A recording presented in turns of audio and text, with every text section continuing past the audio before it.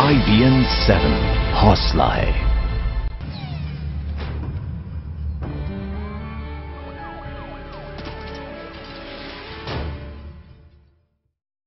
नमस्कार, स्वागत है आपका IBN 7 में। मैं आपके साथ पायल भुयन। रामपाल के हरियाणा स्थित आश्रम पर छापे और उसकी गिरफ्तारी के बाद पुलिस अब इस पाखंडी संत की पोल खोलने में कोई कसर नहीं छोड़ना चाहती। हरियाणा पुलिस की एक टीम मध्य प्रदेश के बैतूल में रामपाल के आश्रम की जांच कर रही है, जहां से कई चौंकाने वाले खुलासे होने की उम्मीद जताई जा रही है।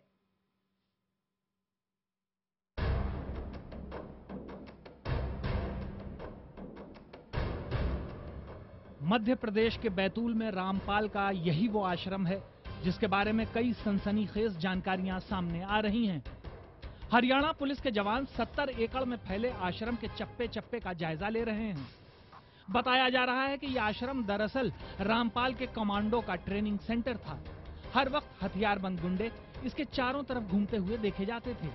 आसपास के ग्रामीणों को इधर फटकने भी नहीं दिया जाता था। पिछले साल 31 के दिन हम 31 मना रहे थे, घर जा रहे थे, जब उनने हमको रोक के कट्टा अड़ाया और बोला गया कि भाई यहाँ से आना जाना मत। बहुत सारे जन आते थे, हर 10 दिन 15 दिन में आते थे, जत्थे के जत्थे आते थे और कुछ ट्रेनिंग व्रेनिंग चलती थी उनकी इधर में। बाकी ग्रामीणों को तो घुसने नहीं दिया जाता था।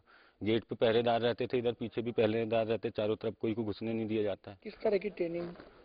पता नहीं, कुछ सिखाया जाता था उनको, अंदर घुसने नहीं दिया जाता था। कुछ फटाके जैसे फायरिंग की आवाजें आती थी बहुत। जिस तरह पुलिस की जांच आगे बढ़ रही है उससे साफ है कि रामपाल के गिर्द पुलिस का शिकंजा कसता जा रहा है। हरियाणा पुलिस हर उस पहलू को खंगाल लेना चाहती है जिससे इस ढोंगी संत की चमकती दुनिया का काला सच सामने आए। हरियाणा पुलिस के जांच दल ने आश्रम के दस्तावेजों को भी खंगाला है। हमने यहाँ आश्रम के बारे में एक रिपोर्ट भेजी थी कि एक अनुसंधान दल को वहाँ से बुलाया जाए, तो उसी क्रम में आज एक अनुसंधान दल वहाँ से आया हुआ है। अभी वो उनके रिकॉर्ड वगैरह की, भूमि के रिकॉर्ड उससे संबंधित जांच कर रहे हैं और जो भी उनके द्वारा आवश्यक सहयोग मांगा जाएगा वो पूरा आवश्यक सहयोग उनको हम देंगे। बैतूल से महज 5 किलोमीटर दूर 70 एकड़ में बन रहे रामपाल के आश्रम के लिए 2 साल पहले ही करोड़ों रुपए की जमीन खरीदी गई थी। स्विमिंग पूल और ऐशो आराम की तमाम सुविधाएं जुटाने के लिए भारी भरकम रकम खर्च की जा रही है। वहीं आश्रम की ऊंची चहारदीवारी के भीतर क्या कुछ होता रहा है यह अब भी रहस्य बना हुआ है। यही नहीं, इस आश्रम की गतिविधियों को गुप्त रखने के लिए रात के वक्त गेट पर करंट छोड़ दिया जाता था। बहरहाल फिलहाल रामपाल को लेकर जिस तरह के खुलासे हो रहे हैं उससे साफ है कि आने वाले वक्त में और भी चौंकाने वाली जानकारियां सामने आ सकती हैं। ऋषि नायडू, बैतूल, IBN 7।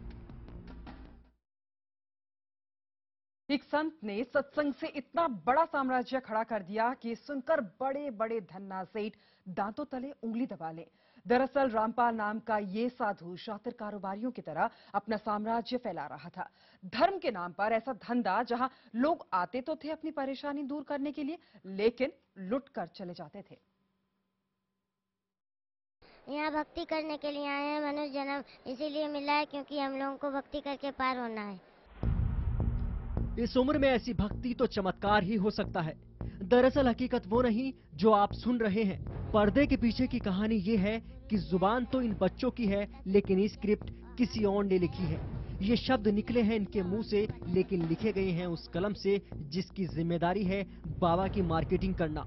जी हाँ, इस पाखंडी संत ने अपनी मजबूत मार्केटिंग के लिए कई लोगों की एक टीम रखी हुई थी, जिनका काम था बाबा की इमेज को ऐसा बनाना कि लोग उन्हें जगत गुरु मान लें। वो सतलोक, जिसको संत भाषा में हम सतलोक कहते हैं, सत्यलोक कहते हैं, सचखंड कहते हैं, वह पृथ्वी 100 प्रकाशित है हीरे की तरह। और उस सतलोक के 3 पोर्शन हैं, 3 विभाग, डिवीजन हैं। तो उसके तीसरे विभाग में सबसे ऊपर वाले स्थान पर परमात्मा विराजमान है, गुम्बज के अंदर सिंहासन के ऊपर राजा की तरह। सिर पे मुकुट है, ऊपर सफेद छत्र है। अपने आत्मा महर्षि दयानंद क्या कहते हैं, क्या मानते हैं कि परमात्मा एक स्थान पर नहीं है। अब थोड़ा सा उसका प्रकरण दिखाते हैं 7 प्रकार से, फिर आगे चलेंगे। पहले महर्षि दयानंद द्वारा प्रकाशित उनका अनुभव सारे जीवन में, उन्होंने जैसा वेदों को जाना और जैसा सारे जीवन में अनुभव करके उसने अध्यात्म मार्ग को समझा, वो सारा का सारा अपना अनुभव सत्यार्थ प्रकाश नामक पुस्तक में लिख गए। तो इस सत्यार्थ प्रकाश को चाहे महर्षि दयानंद समझो, उनका अनुभव है, तो वही समझो। उन्होंने अपना सारा जो भी अंदर संग्रह था वो सारा लिख दिया।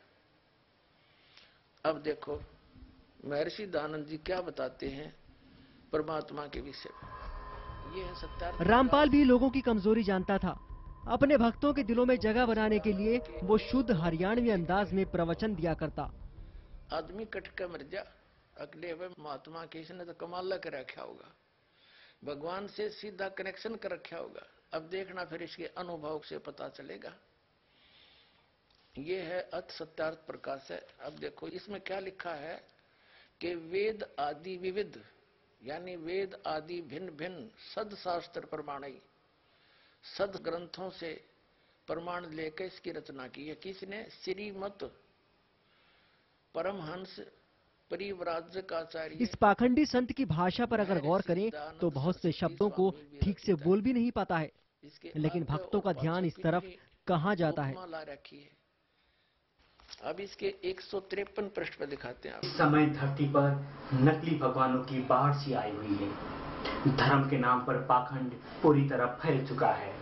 जितने भी तथाकथित धर्मगुरु हैं, ये सब अपने को भगवान घोषित करने में लगे हैं। धर्म के नाम पर जनता का धन और धर्म भाव का दोहन शोषण करने में लगे हैं। लेकिन धर्म के नाम पर व्यापार करने वाले ये नकली भगवानों का पाखंड अब ज्यादा दिनों तक नहीं चलने वाला। ये बात सुनकर आप समझ गए होंगे कि रामपाल की डगर इतनी आसान नहीं थी, या फिर यूं कह लीजिए कि इस गोरख धंधे में प्रतिद्वंदी भी कम नहीं थे। इन्हीं प्रतिद्वंदियों के डर से रामपाल बुलेट प्रूफ चैम्बर में बैठकर प्रवचन देता था। तुम थोथा बहुत छड़ रहे थे अभी तक, और सारे तुम्हारे गुरु सिर पैर तानी कथा सुना दे राम बिलनी की, बस खाई रोटी जाओ जय बोलो। ये कोई कहानी थी? ये कोई ज्ञान था तुम्हारा? तब परमात्मा से धर्मदास जी ने पूछा कि भगवान फिर कारण क्या था?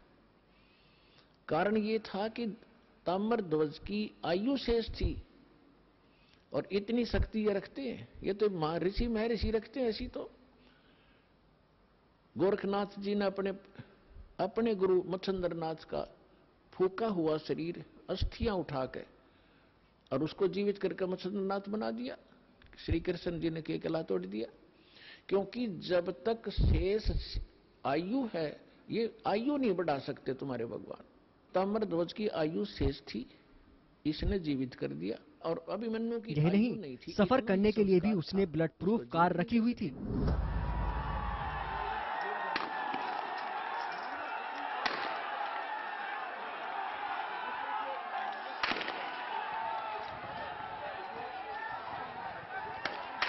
ये हंगामा रामपाल के ही एक आश्रम पर हुआ था, जहां दोनों तरफ से गोलियां चली थी।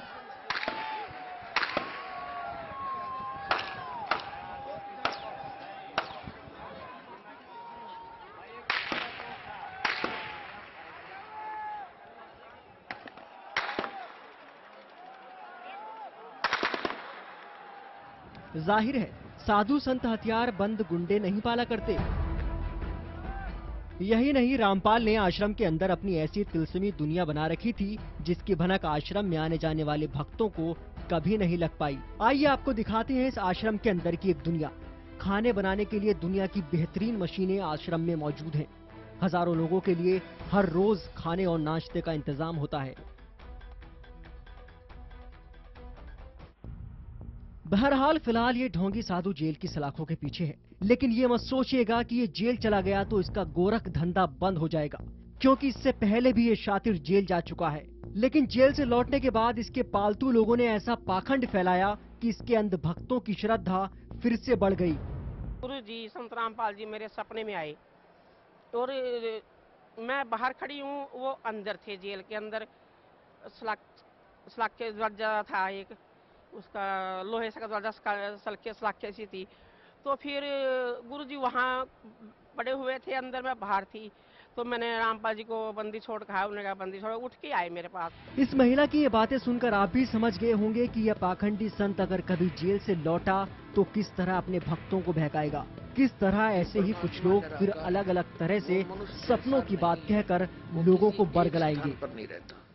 और एक अर्ज की बात है, खुशी की बात है कि महर्षि दयानंद जी वेदों को सत्य मानते हैं और कहते हैं, लिखा है उन्होंने कि वेद में जो लिखा हमें स्वीकार्य है और वेद के विरुद्ध। Bureau report, IBN 7।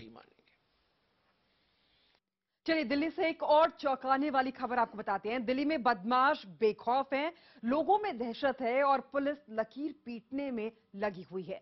नवंबर महीने में दिल्ली में 2 बच्चे की अपहरण के बाद हत्या कर दी गई, लेकिन पुलिस लकीर ही पीटती रही। बदमाश इतने बेखौफ हैं कि दिन दहाड़े भरे बाजार में एक ATM को लूटा और गार्ड को गोलियों से छलनी करते चलते बने।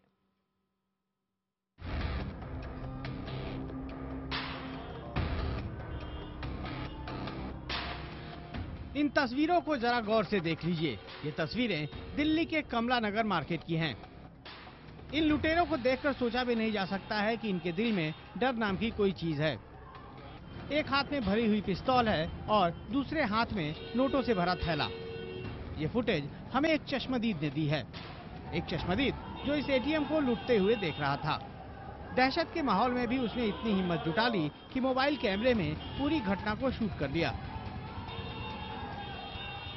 यहाँ पर आए हैं, उनको एज पर द प्लान 2 बंदों ने लूट लाट के ले गए, गोली मारी उसको कानपट्टी पे। वो पीछे से ही लगे हुए थे उनके, और उसके बाद में वो यहाँ आए हैं और वहाँ पे जाके उसकी गोली मारी है। ये देखा मैंने। आपको बता दें, ये घटना दिन के 11 बजे की है। बैंक की कैश वैन ATM में पैसा डालने के लिए आकर रुकी और 2 कर्मचारी नोटों से भरा बैग लेकर ATM में दाखिल हो गए। तभी मोटरसाइकिल पर सवार 2 बदमाश वहां पहुंचे और गार्ड को गोलियों से छलनी कर दिया। इसके बाद ATM में दाखिल हुए और नोटों से भरा बैग लेकर चलते बने। दिल्ली पुलिस अब लकीर पीटने के सिवा क्या कर सकती है। बदमाशों के फरार होने के बाद पुलिस ने इलाके को चारों तरफ से घेरे में ले लिया और घंटों जांच पड़ताल करती रही। ATM के अंदर जाके उन्होंने गन पॉइंट पर जो कैश का ब्रीफकेस था उसको उन्होंने वहां से लूट लिया और उसको लेके मोटरसाइकिल पे फरार हो गए। सर, क्या ये मालूम हो पाया कैश कितना था? जी हाँ, जो इन लोगों ने बताया है कैश वैन वालों ने, इसमें 1.5 करोड़ रुपया कैश था। आपको बता दें, बदमाशों ने दिल्ली के जिस इलाके में दिन दहाड़े इस वारदात को अंजाम दिया है वो कमला नगर मार्केट दिल्ली के सबसे व्यस्त बाजारों में से एक है। जाहिर है, ऐसे बाजार में इतनी बड़ी घटना को अंजाम देने वाले बदमाश छोटे अपराधी नहीं हो सकते। इतनी बड़ी घटना हो गई और दिल्ली पुलिस के कानों को भनक तक नहीं लगी।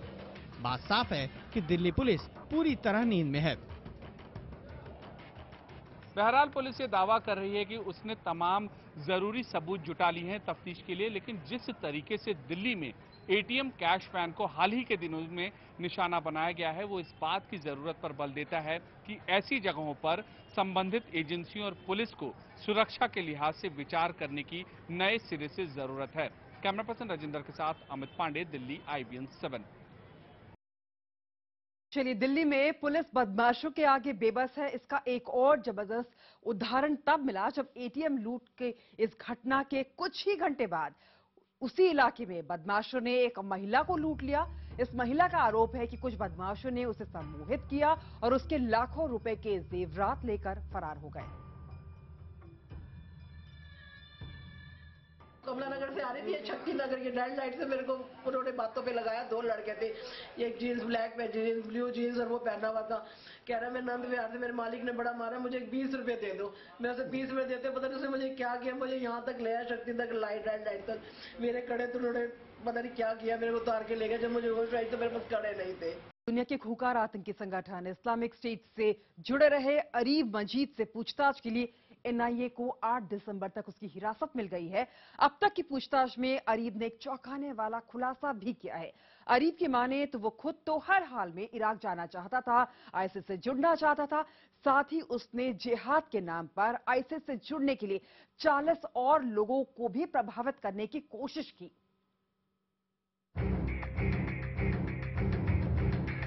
क्या आईएसआईएस से जुड़ा रहा अरीब मजीद किसी खास वजह से भारत लौटा है?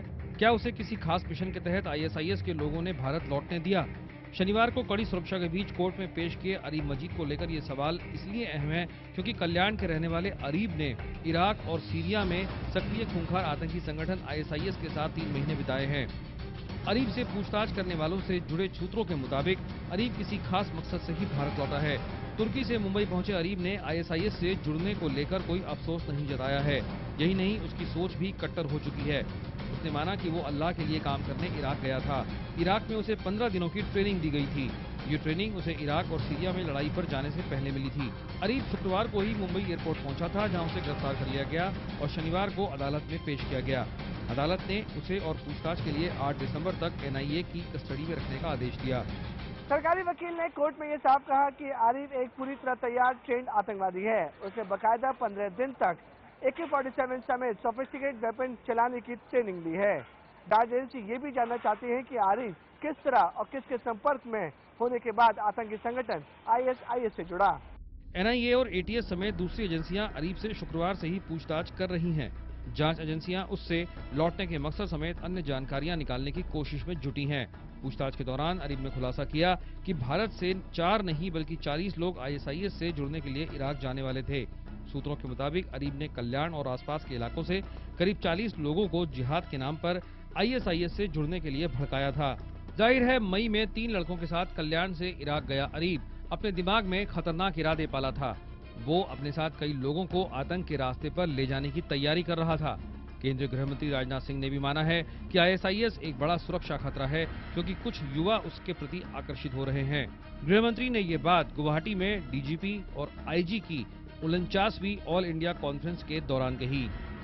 लेकिन भले ही इसका जन्म इराक और सीरिया में क्यों न हुआ, लेकिन इंडियन सब कॉन्टिनेंट इसे अछूता नहीं रह सकता है। इस हकीकत को भी हमें समझने की आवश्यकता है और कुछ गिने चुने भारतीय नौजवान भी इस ओर आकर्षित हो रहे हैं। यह भी हमारे लिए एक चिंता का विषय है। Syria and Iraq have emerged as the new theaters of global jihad, attracting large number of foreign fighters from more than 80 countries. This development is also having an impact in our country. Areeb से पूछताछ में पता चला कि ISIS Bharat में अपने पैर पसारने में लगा था। NIA का मानना है कि आने वाले दिनों में अरीब ISIS के बारे में और भी खुलासे कर सकता है। NIA सबसे पहले ये जानने की कोशिश कर रही है कि आखिर अरीब और साथ के लड़कों को बाहर भेजने के पीछे किसका हाथ है, किसके जरिए ये सभी लड़के ISIS से जुड़े। अरीब मजीद की उम्र भले ही कम हो, लेकिन उसके मंसूबे इतने खतरनाक है कि उसे सुनकर खुद अब जांच एजेंसियां भी बेहद परेशान हैं। जांच एजेंसियों की माने तो बगदाद जाने से पहले अरीब ने अपने इस जाल को इस कदर फैला रखा था कि अगर वो इसमें कामयाब होता तो आज देश के खिलाफ काम करने वालों की संख्या 4 नहीं बल्कि 40 होती। अब जांच एजेंसियों की सबसे बड़ी चुनौती है इन चेहरों को ढूंढ निकालना, जो देश के अंदर रहकर ही देश के खिलाफ लगातार काम कर रहे हैं। विवेक गुप्ता के साथ निशात शमसी, मुंबई, IBN7।